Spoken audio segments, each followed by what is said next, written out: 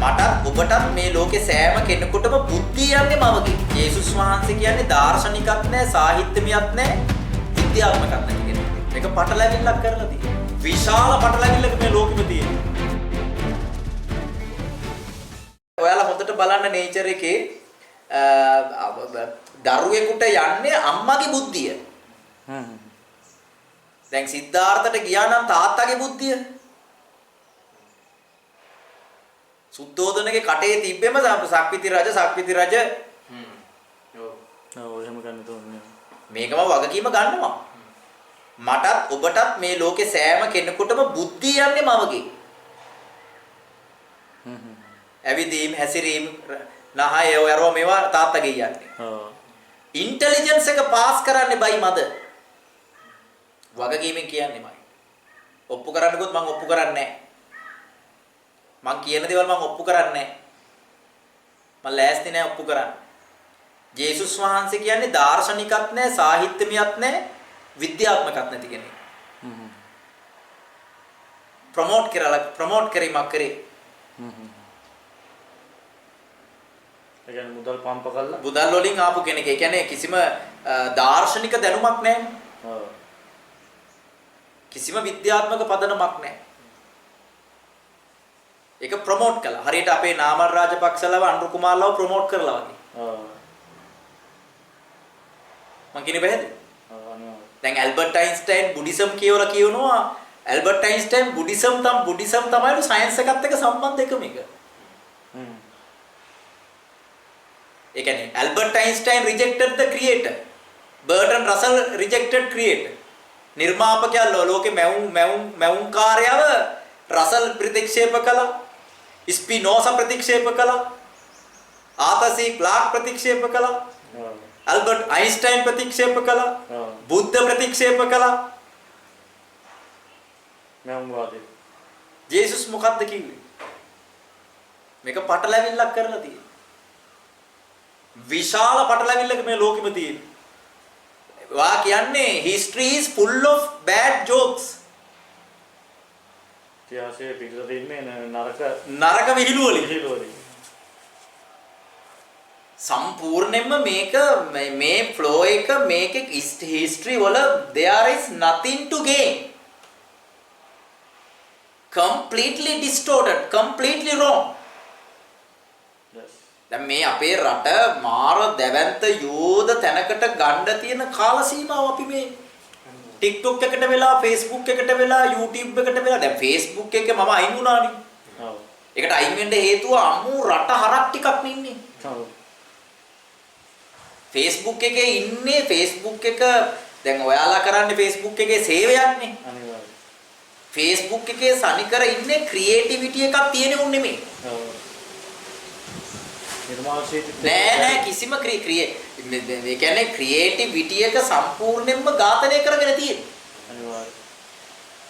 මේක මට මේකේ වැඩක් කරන්න බැරි වෙයි. I feel I can do nothing for this land. මේක කරන්න දැන් මේ මම ගත කරන්නේ විශාල දේශන දෙන්න ඕන යුගයක. අනිවාර්ය. How many land do you want? What ඉඩම් කොච්චර ඕනේද? කවුද ලක්ෂ 70ක් හිටගන්නේ තණ්හාවකින් තොරව අපි කැපවෙමු කියලා. හිටගන්නේ නේ. මේ ගොම් භික්ෂුන් වහන්සේලා මේ සමහර ගොම් භික්ෂුන් වහන්සේලා තාම කොළණින් රතු වලට තාමත් කඩේ යනවා. ඔව් ඒක නම් කියලා වැඩක්. තාමත් ගොම් මේ පූජකවරු තාමත් බර්ටන් රසල් කියනවා world has not been created by any god කියලා. ඒත් කියනවා no it has been created කියලා. God. ඇල්බර්ට් අයින්ස්ටයින්ට වැඩිය බ්‍රේන් එක තියෙනවනේ ගමේ ඉන්න මිනිහාගේ. අනිවාර්යයෙන්. ඒකනේ ප්‍රශ්නේ තියෙන්නේ. ඒ කියන්නේ ඇල්බර්ට් අයින්ස්ටයින්ට වැඩිය පූජකවරයා හෙළ ප්‍රබලයි. ඔව්. බර්ටන් රසල් කියන දාර්ශනිකයටත් වැඩි. මට තේරෙන්නේ නැති තැන් ඒක බුදුහාමුදුරුවෝ ප්‍රතික්ෂේප කළා. ඒ කියන්නේ මේ අන විදිහට මේක දැන් මේක ඇත්තටම ප්‍රමාණවත් එවිඩන්ස් තියෙනවනේ. අනිවාර්යයෙන්. ඒතර ආපල් එක ගන්න කැමතියි. දැන් මේක ඇතුලේ මේක අනුර කුමාරලා ටිල්විල්ලා මේ පැලවත්තේ අර කොමියුනිස්ට් අර ප්‍රකාශන කටපාඩම් කරලා ඇට්ටකුණා වෙච්ච මොළවලින් අනිවාර්යයෙන්. අදූරදර්ශීව දේශපාලන පරිකල්පනයකින් තොරව කල යුත්තේ කුමක්ද කියලා බුද්ධිමත්ව ස්වභාවික නායකත්වය ගුණාංග වලින් එන අදහස් රටට ගැළපෙන උචිත විදිහට ඒ ව්‍යාපෘති කරන්නේ නැත්තම් අනිවාර්යයෙන්. මේක දරුණු විනාශයකට යනවා. නවත්තන්න බෑ. මේක අපිට කොහොමත් මේක එහෙම ටර්න් කරන්න බෑ. මේක රනිල්ලා වගේ අර ඉහළ පැලැන්තියෙන් මේක එන්න ඕනේ. හරිනම් මේ යූටර්න් එකක් නේ ගහන්න තියෙන්නේ. යූටර්න් එකක් ගහන්න තියෙන්නේ. මේක කොච්චර හීන ලෝකයක් වුණත් මම මගේ මැරෙනකම් මම මේ වීඩියෝ වල නැවතත් එම්ෆසයිස් කරනවා. මේක මේක ෆැන්ටසි එකක් වෙන්න පුළුවන්. Those who are watching this may be thinking I am living in fantasy. I like it. I love that fantasy. I am a lover. Yes. I am a lover. I love my fantasy. නමුත් මේ fantasy එක තුල මම ඉදිරිපත් කරන දේ මම හඳ පෙන්නනකොට when I am pointing my finger at the moon, you should not look at my finger. Yes. You should look at the moon. Yes. How I am presenting this is not the problem. What I am presenting Yes. is the problem. කියන්නේ මේක දැන් මේ මොහොත මේ 2025 සැප්තැම්බර් 5 වෙනි දින මම මේක ඔයාලා මේක රෙකෝඩ් කරගන්නකොට රට තියෙන විශාල මාර විදිහට මේ සියලුම උගතුන් බුද්ධිමතුන් ඕගනයිස් කරන්න ඕන. අනිවාර්යයෙන්. මාධ්‍ය වේදිකෝ අවුරුදු 70 ගානක් තිස්සේ ට්‍රැඩිෂනලි අර එක ඇමතිවරුන්ට මයික් කලන ස්වභාවය වෙනස් කරන්න ඕන. අනිවාර්යයෙන්. හරියටම උමනාවක් තියෙනවා ටිල්වින්ට දක්ෂතාවය නැහැ හැකියාව තියෙනවා නම් ඒගොල්ලන්ට පළවත්තට ඒගොල්ලෝ ජාතිය ආමන්ත්‍රණය කරලා මිනිස්සුන්ව නැගිටවන්න ඕනේ. අනිවාර්යයෙන්. එහෙම එකක් වෙන්නේ නැහැ. ඔද ඒ දවස්වල දේශපාලන වේදිකාවේ නැගිටපල්ලා මේ සාදුකින් ගෙනනේ උන් දැන් ඉතින් නැගිටියව කියලා කුමි මාමා කීගෙන කිව්වේ. එහෙම සටන් පාට කිව්වට මෙහෙම වැන්දට විරිත්තුවට මං හිතන්නේ ඒක නායකත්ව ගුණාංග නෙමෙයි. අනිවාර්යයෙන්. නියම නායකයෝ ඕනට වැඩිය මිනිස්සු ඉස්සරහා පදිරි වෙන්නේ නැහැ. අනිවාර්යයෙන්. මට තේරෙන්නේ ඒක. කියන්නේ මිනිස්සු ඉස්සරහට ගිහිලා ඕනවට වැඩිය මම සරලයි කියලා අරුඩ ඒක නැචරලි වෙන්න දෙන්න ඕනේ. ඔව්. ඒ කියන්නේ නායකයා කියන්නේ එයා ඒක මට එයාට ඒක මේ 100% natural leader වෙන්න ඕනේ. අනිවාර්යයෙන්. මට එහෙම පේන්නේ. කෘතියම වෙන්න හොඳ නැහැ. කෘතිම වෙන්න හොඳ නැහැ. දැන් මිනිස්සුන්ට සෙල්ෆි ගහ සෙල්ෆි දැන් අපි නාමල් එනකොට කවුරු හරි කෙනෙක් පාර මැද්දට පැනලා අනේ මිනිහා දුවන ගමන් සෙල්ෆි එක ගහනවා මන්ද කියලා. ඔව්. ඒ කියන්නේ එයා බලන්නෙත් නැහැ. ඔව්. හොඳට බලන්නකෝ ඔය සමහර රෙස්ටුරන්ට් වලට ගියාම මම ඒවා නෝටිස් කරනවා. ඔව්. මේ මිනිස්සුන්ගේ මේ මනෝභාවය. ඒ කියන්නේ අනවශ්‍ය තෙරපීමකුත් ඇති කරනවා ඒ ඇස්සේ. ඔව්. එයා තෙරකන ඊට පස්සේ එයා බහිනකොට මේ දුව ගහ ගන්නවා. මම මේ නාමල් මහත්තයත් එක්ක ඉඳලා ගත්ත ෆොටෝ එකක් මම එයාට සමීපයි. මම මේ අනුර මහත්තයත් එක්ක ඉඳලා ගත්ත ෆොටෝ එකක් මම මේ සමීපයි. දැන් එහෙම විගඩමක් තමයි මේකේ ක්‍රියේට් කරලා තියෙන්නේ. අනිවාර්යයෙන්. මොකද මිනිස්සු එතනට කැමති. අනිවාර්යයෙන්. මිනිස්සුන්ගේ කැමැත්ත තමයි ඒගොල්ලෝ දෙන්නේ. අනිවාර්යයෙන්.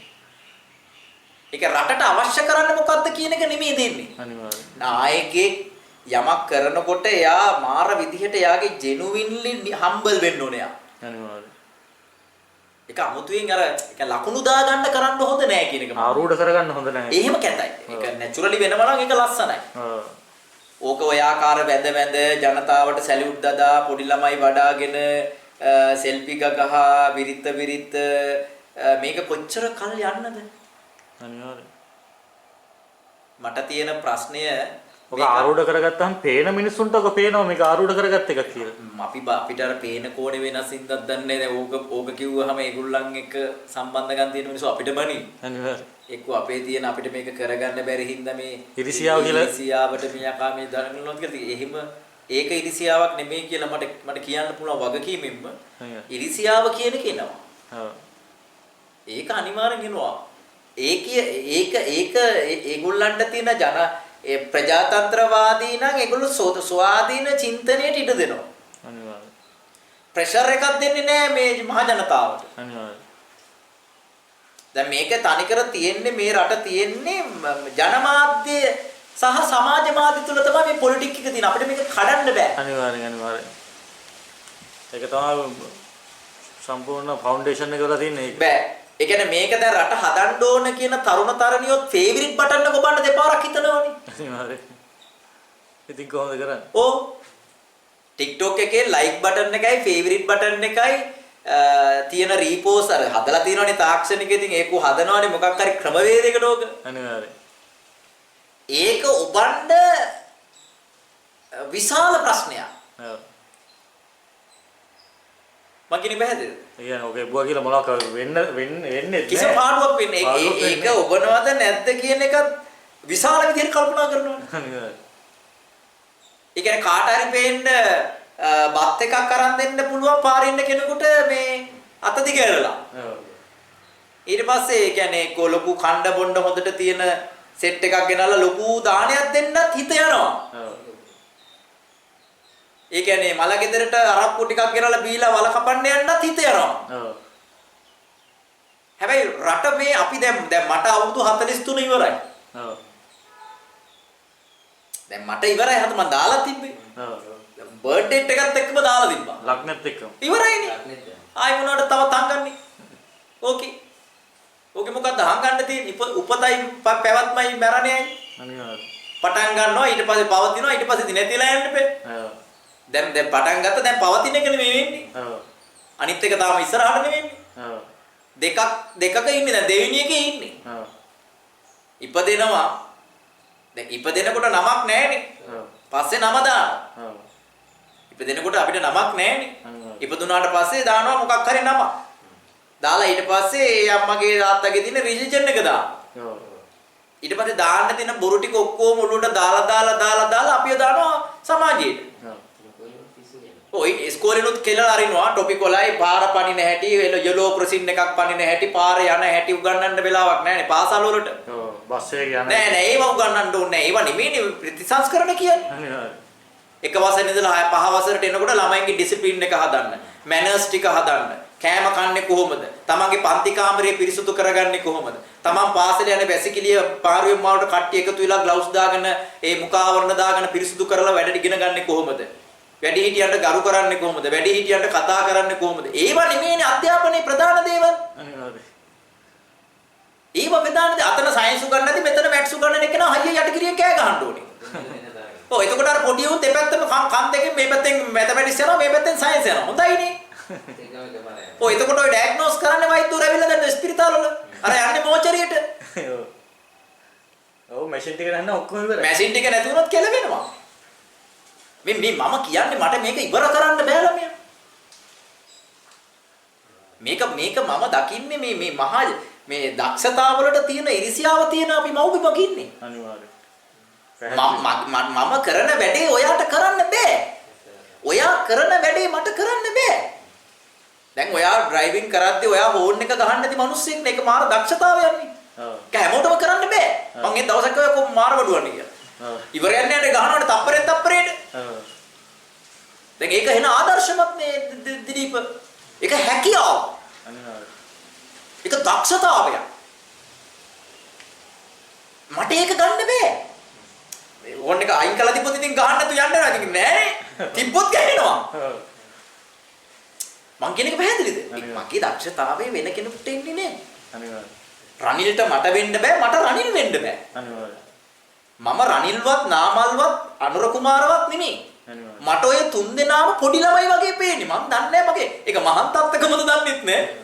මට පේන්නේ රනිල් මහත්තයා අපි පොඩි ළමෙක් වගේ. අනිවාර්යයෙන්. සරසවි උගතුන්ට පේන්නේ පට්ට මහා ජීනියස් කෙනෙක් ඇටියෙ. ඔව්.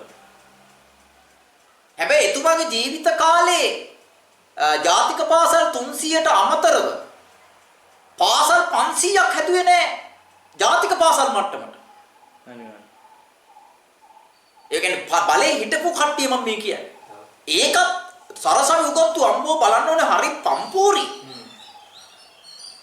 හරි ලොකු highly appreciate කරන්නේ නාමල් ලවර් අනුර ලවර්. ඔව්.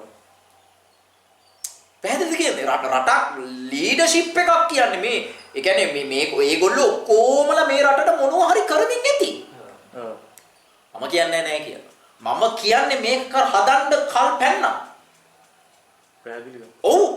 අපි කල් ගත්තා වැඩි. අපි පහේව ගත්තා වැඩි.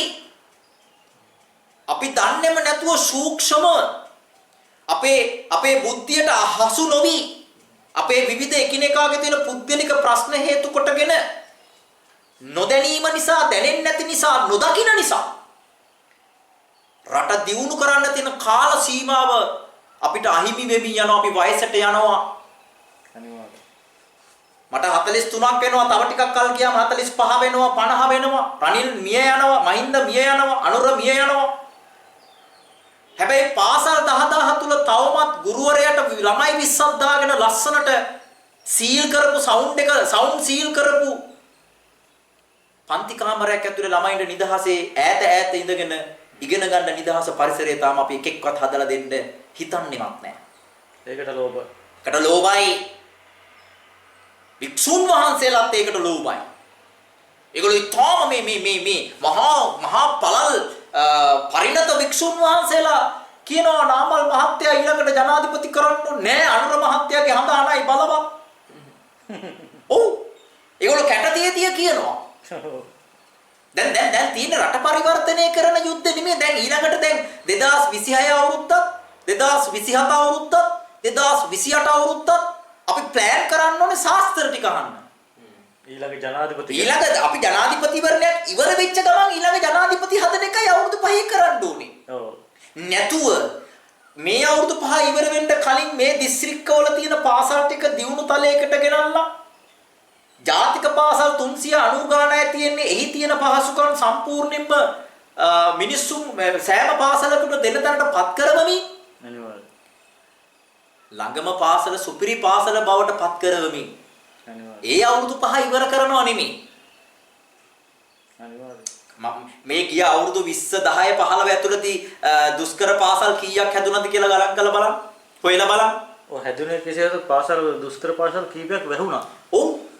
මම කියන්නේ මේක අපි යන්න ඕනේ ජපානයේ වගේවත් උතුරු කොරියාව වගේවත් දකුණු කොරියාව වගේවත් සිංගප්පූරුව වගේවත් නෙමෙයි. අනිවාර්යයෙන්. අපි හැකි ඉක්මනින් මේක මේ මිනිස්සු මේ දැන් අපිට මේක කරන්න බැරි වුණාට මේක කවුරු හරි කෙනෙක් මේ වීඩියෝ එක අනුර කුමාරට හරි හරිනිට හරි කාට හරි රනිල්ට හරි යවපල්ලකෝ.